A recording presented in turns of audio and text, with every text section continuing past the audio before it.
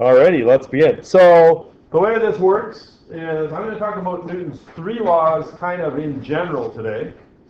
And then I'm going to kind of come back to each one and sort of go a little bit more in depth and do some more practice. So this is sort of, you would call this kind of review, I guess, from previous goes at Newton's laws.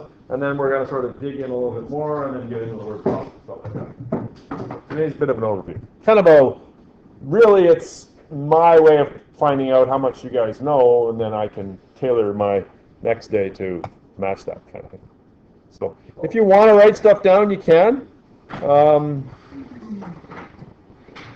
You know, it's always a choice. Notes are up there. So certainly sample questions you would want to, but yeah. So a force is a physical quantity that can affect the motion of an object. What kind of things can a force do? What can it do? Push. Well, a push is certainly a force, but what can it do to the motion or lack of motion of an object? Like if I come over here and take just a clicker holder away, and I want to send it back to him. Right now, the clicker holder foam ball is at rest, but if I want to send it to him, I have to throw it or apply a force. When he throws it back to me, if I want to stop it from moving, I have to apply a force. So I just told you two things. A force can affect the motion of an object. It can start it moving, or it can stop it from moving. It can also slow it down, that's true. Speed it up, and that's kind of the same thing. Change the direction, exactly. Because if I throw it at AJ and he whacks it that way, he's changed the direction, hasn't he? He applied a force and changed the direction. Okay, so that's what a force is, right? It is a vector quantity. Why is it a vector quantity? Because it has a direction. And when that force is in the same direction that it's moving, it'll speed up. When that force is in the opposite direction of movement, it'll slow down. And if it's in a different direction, it'll change the direction, like AJ's bat. This dude here, who was in an 80s heavy metal band, hair band, or certainly would have fit right in, well, except for the other stuff, the hair anyways. Isaac Newton was the first person to clearly describe the relationship between force, mass, and motion. And Newton's laws of motion not only apply on Earth, but are true throughout the universe, which means they are universal. Universal simply means they are true for throughout the universe. Newton was a pretty smart dude. Okay. These are different common types of forces. Now, I'll just do this so that you don't just stop listening to me. Yesterday, we talked about the fundamental forces. And the fundamental forces are the forces that every other force is based on. What were they again? Gravity. Electromagnetic. Strong nuclear. Weak nuclear. So those are sort of not really everyday type forces. Right? These are common types of forces that occur because of those fundamental forces. Buoyant force. So in other words, these are forces that you're going to encounter in word problems. Be aware of them. Buoyant force, produced by fluids, acts upward. If I throw my little foam ball in the bathtub, it will float. Well, until it, sucks up all the water, and then it'll sink, I guess, right? Right? So a buoyant force. When you float in the ocean, unlike the Titanic that we saw, I guess before it sunk, it was floating. What produced the force that held it upward? Buoyant force.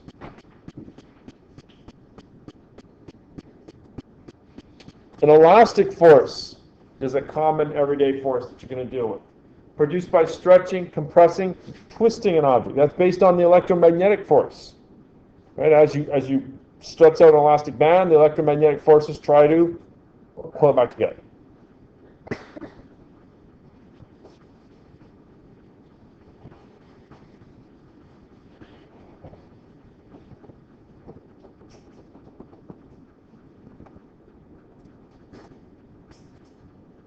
Electric force produced by the interaction between charged particles.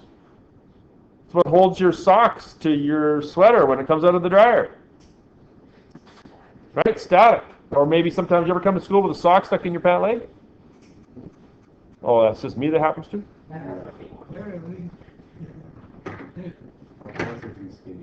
Ah, gotcha.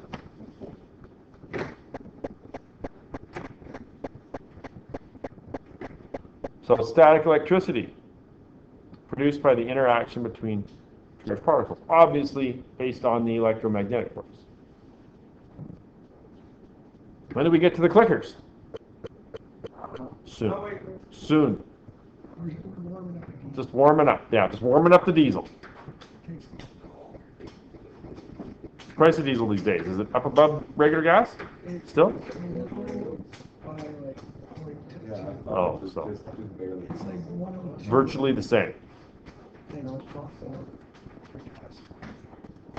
Friction is a force that we encounter daily, right?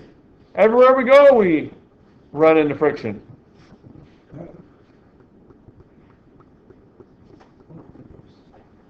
It's produced when one surface moves over another and it acts in a direction resisting motion. I'm sorry, Brett, I don't have. I have paper towel. But all right, electrical force. Gravitational, produced by attraction of any two objects, acts downward on Earth. Yeah, that's one of the fundamentals, right? But gravity is certainly one you encounter on a daily basis, right? Again, these are all going to be common everyday ones that you're going to run across in the next couple of weeks.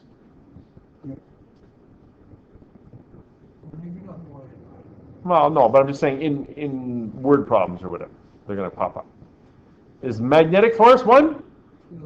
Yeah, absolutely. It's produced by the interaction of at least one magnet and another object.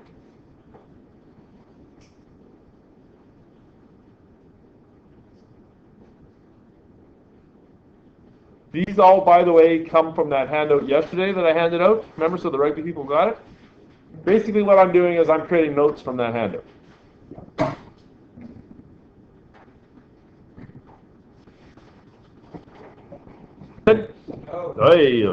All right, so let's get down to business here now. Newton's first law of motion. Now, there's many different ways to say this, right?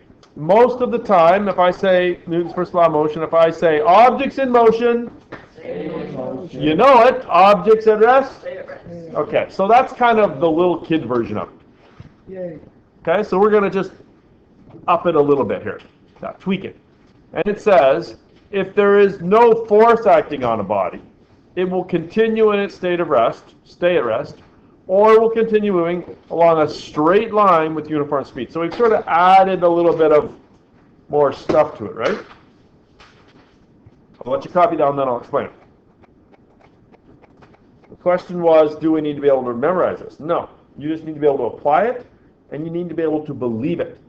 Do we need to, like, regurgitate? No. Well, yeah, you might, right? But I mean, I'm going to have said it enough that that should become second nature. But the true, really, thing you need to be able to do is truly believe it and apply it to situations. Because you'd be surprised how many times people can say this, but they don't really know what that means. So I'm going to be trying some trick questions at you over and over and over again. And it's your job to recognize them and apply what you know. If there's no force acting on a body, in other words, nobody's pushing it, nobody's pulling it, there is no force acting on a body. Okay? Jeff, put the clicker thing just on the table there for me, would you? Okay. Is there a force acting on it? Yeah, there is gravity. Gravity! Gravity's acting on it, it's sitting there on the table. So shouldn't it be falling? Yeah. Should be falling, right? But what? It's being held by the table. So there has to be a force upward? Yeah. There is a force upward. It's called the normal force. More about that in a bit, right? So those two forces, would we say, are balanced? Yeah. Okay. So in other words, this should really be if there's no net force. You know what net force means? Add them all together? Yeah, it means the total. Add them all together. Vector sum, I like to say, right? So the total of those two forces, the gravity down and the net force up, or the normal force up, are balanced, are equal and opposite, and the net force is a big fat 0. So in other words, there is no force acting on it, and so put it down again, Jeff. It will continue in its state of rest. It'll just sit there. Or it will continue moving along a straight line with uniform speed. Give me the ball. Did you see what happened there? Yeah. It came to me. How come? It Good. did. Brett said it went like this. It sort of curved.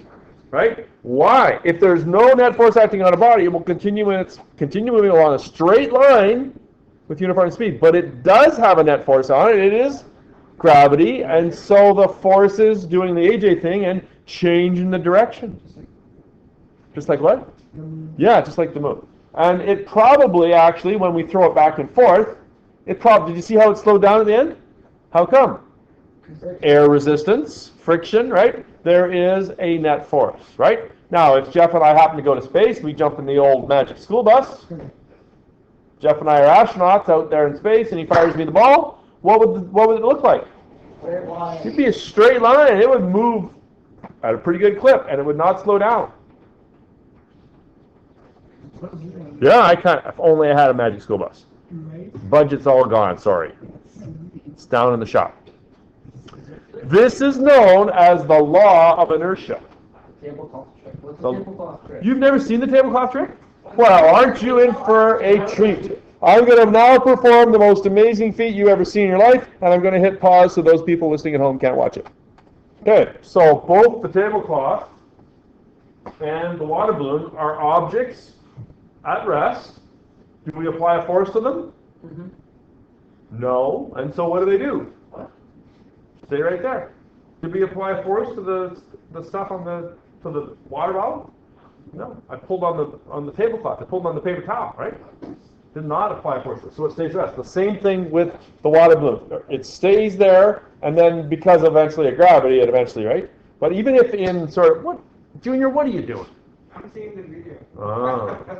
Even like if you've got a water balloon and you pop it here, it will maintain that shape momentarily, and then it will actually fall together like this. It just happens so fast, right? But if you do it in a slow-mo camera, you will actually see that. We should try that in a slow-mo. You should volunteer to be the water balloon holder.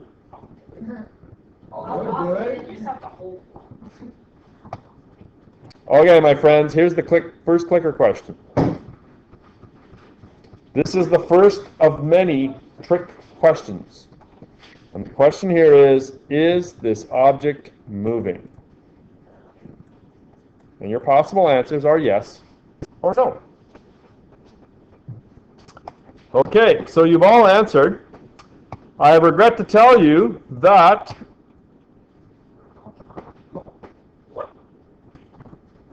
the answer is, you all said no. The answer is, it depends.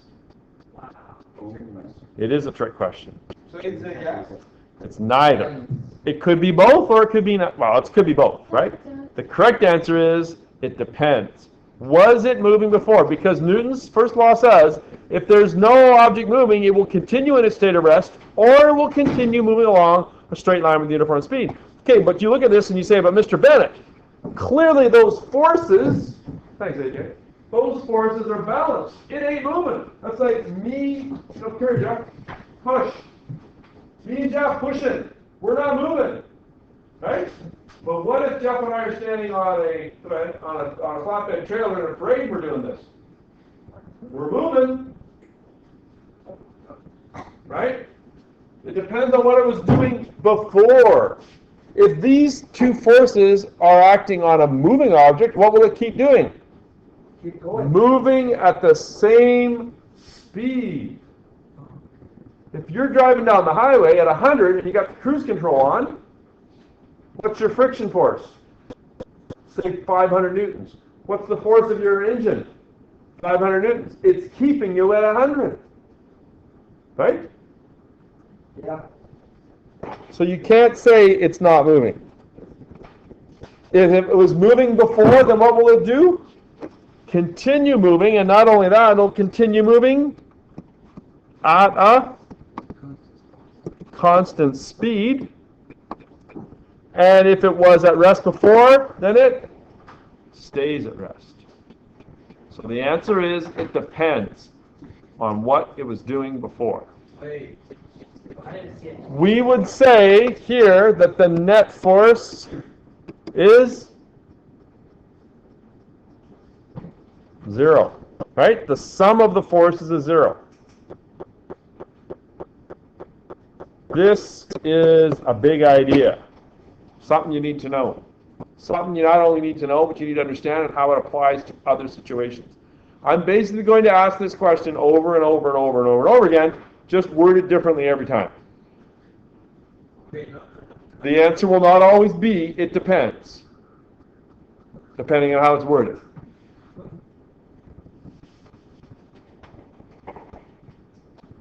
Mr. Bennett, do something cool stuff. It's my whole life, Junior.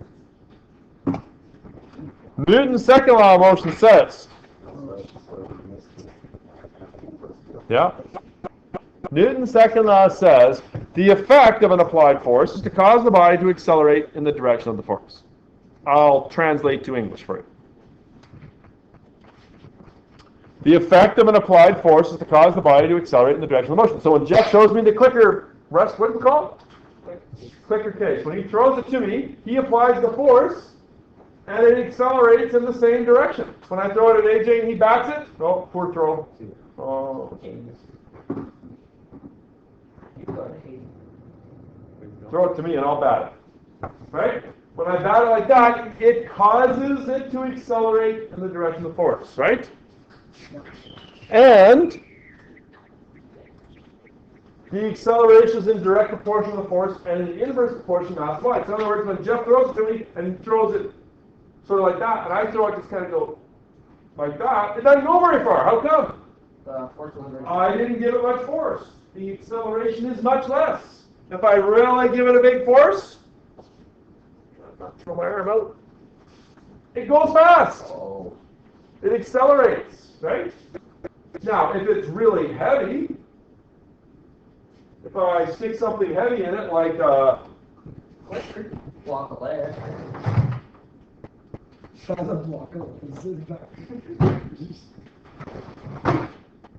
Is he gonna fly up with broken nose?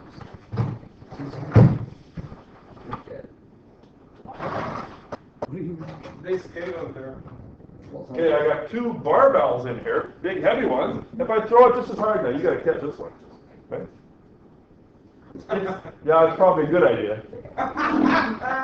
You're the one catching. Junior says, do something cool. Throw something really heavy at someone else, right? It's not going to go, oh, it went pretty good, didn't it? Yeah. But it's heavier, so it's not going to go as fast, right? The character there better go. There. No.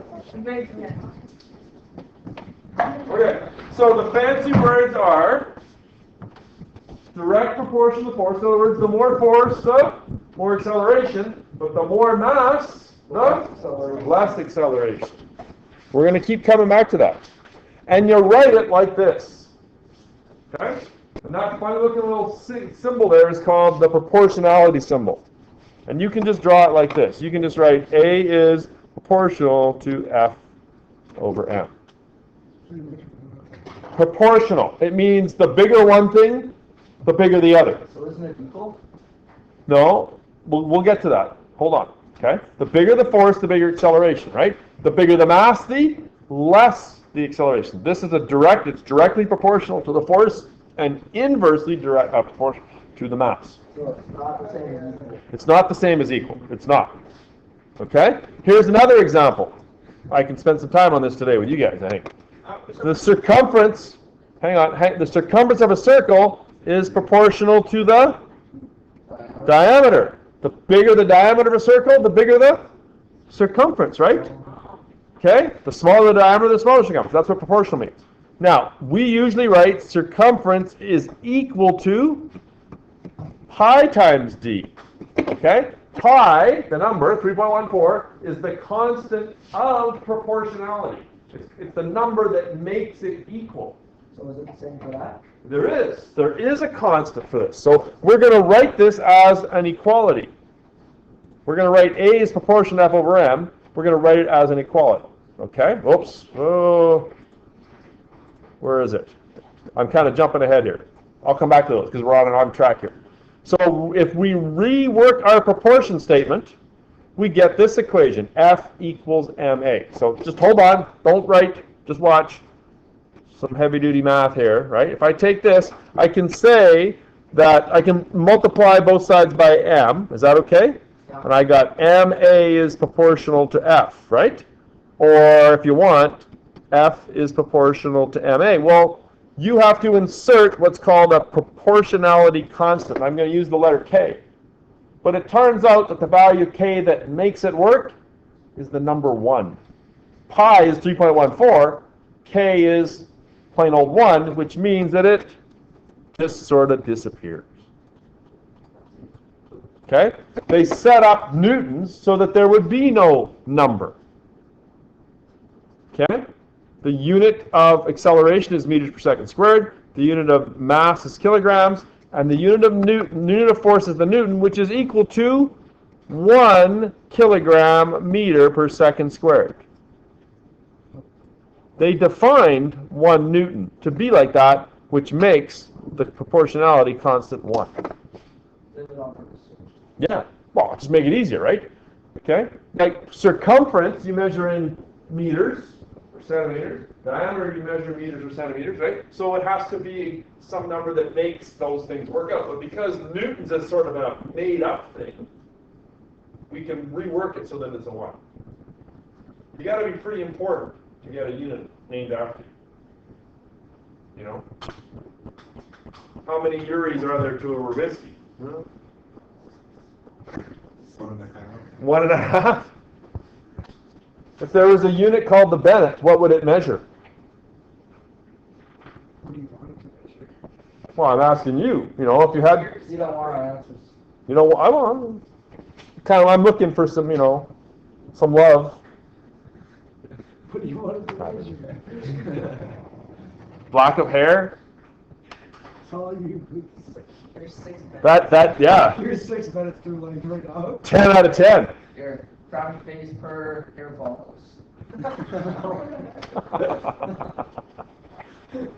Frowny faces, number of Bennetts. Now, every frowny face is equal to 1 Bennett.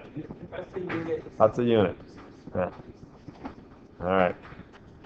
So, combining the units for mass and acceleration, we come up with the unit for force, which is kilogram meters per second squared, and that has been defined as 1 newton.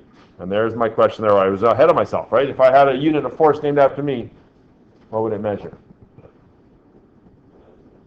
I don't know. I'd have to discover something.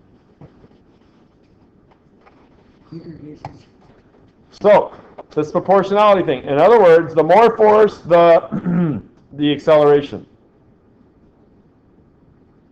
The more force, the more the acceleration, the less acceleration, the same amount, or there is no relationship. When in doubt, guess C, right? I don't know, that's what they say. I don't know who these they people are. I don't know if that's a good idea. And the answer? Oh, Does it tell you the answer? yeah, it does. I'll just hide that. The more force, the more acceleration. Okay, come on, make me feel good. The more mass, the more or less, same amount, or no relationship of acceleration. The more mass, the bigger the object. The harder they fall, right? Yeah, well, the bigger the object, the slower they accelerate. You kinda just, Yeah, I kind of did, didn't I? Let's see if we all get it right. you kinda Oh.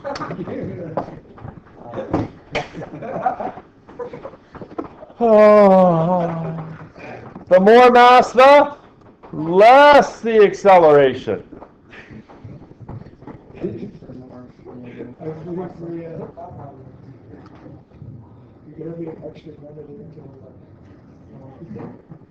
If a force is applied to a body at rest, the body will begin to move. If the body is moving in a straight line and a force is applied in the direction of motion, the body will accelerate. And if the force is applied in a direction not in line with the motion, the acceleration will be in the direction of the force. I think you should know all those things, right? If it's at rest, it'll move. If it's moving in a straight line and you apply force to it, it speeds up. And if the force is in a different direction, then the thing will move, right? It would curve. Let's get out of here. I'm getting tired of this. There might be. On to that slide. Oh yeah, we gotta do this one. Okay, let's talk about Newton's third law. I'll let you write it down and then I'll explain. Last one. Last one.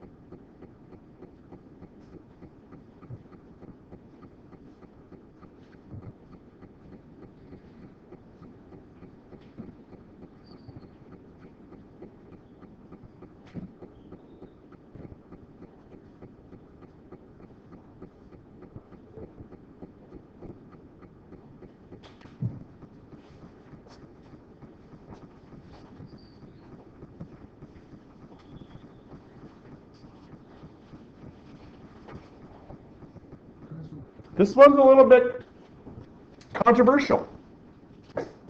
Most people get this. For every action force, there is a opposite reaction force. And let's say, again, we're going to expand on that. We're going to use big boy and big girl terms. Opposite and equal, or equal and opposite reaction force. Or when one body exerts a force on another, the second body exerts on the first a force of equal magnitude in the opposite direction. Now, you'd be surprised how many times I have to say equal to get kids to understand that I mean equal, the same. I'll keep asking question after question, and they say, well, no, one's more than the other. No, it clearly says equal.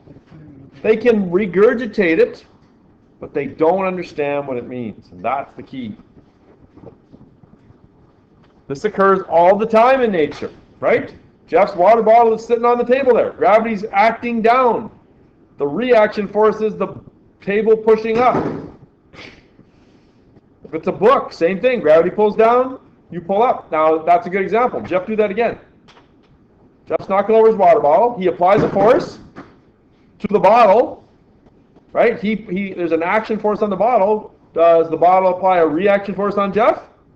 Yeah. You sure? No. I don't know.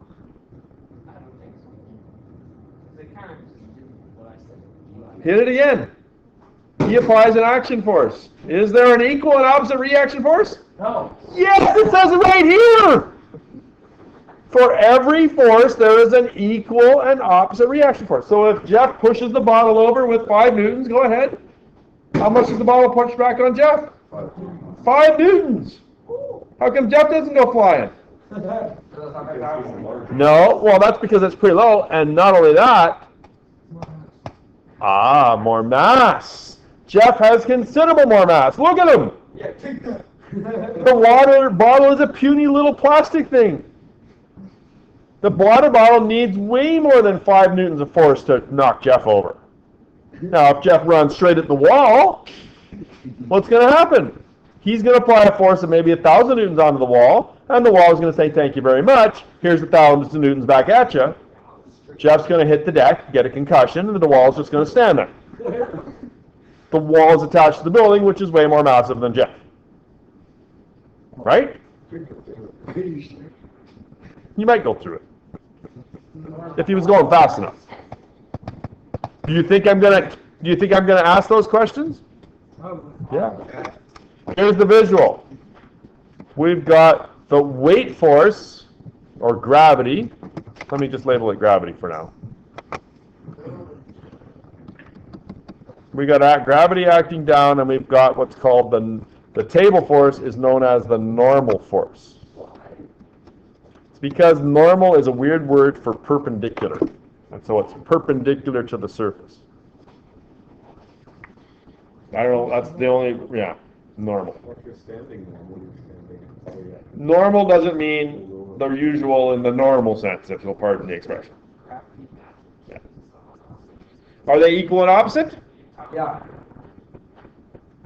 If I come over and I give Jeff Jeff, I'm really wind up and I smack him one right in the face. 500 newtons. I wouldn't do that, sorry. His face smacks my fist with 500 newtons. How dare you? Take that. When Nazem Kadri laid out Brooks Orpik last night, you guys see that Leafs game? Hey? Kadri went flying, Orpik kind of fell down. How come? Because Orpik's got like 60 pounds on him. But how about those Leafs, eh? Hassel? Woo!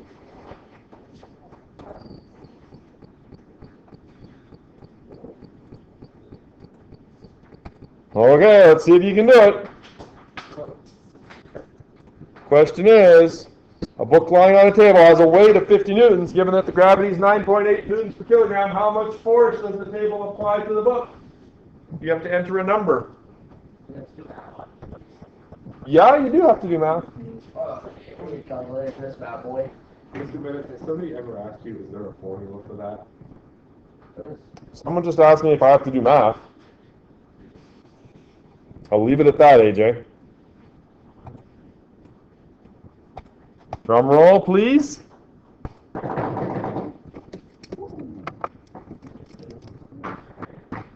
The right answer is 50. 50. What did I say? Equal. I even gave you a hint and said, how many times do I have to say equal to get them to realize that it's equal? And then I asked you a question, which is basically, are they equal? Ty asked, do we have to do math? Sure, you got to know what number is equal to 50. Well, that didn't help me there. Well, I know. I kind of led you astray. You did. And I did that on purpose because I want you to go through the tricks now. I don't want to trick you on the test. I mean, I'm gonna. But, I'm gonna set up the test question so that you have to understand it. I'm not going to state it this way exactly, but it's going to be close. Wait, is a Newton like force? The unit of force. The Newton is the unit of force.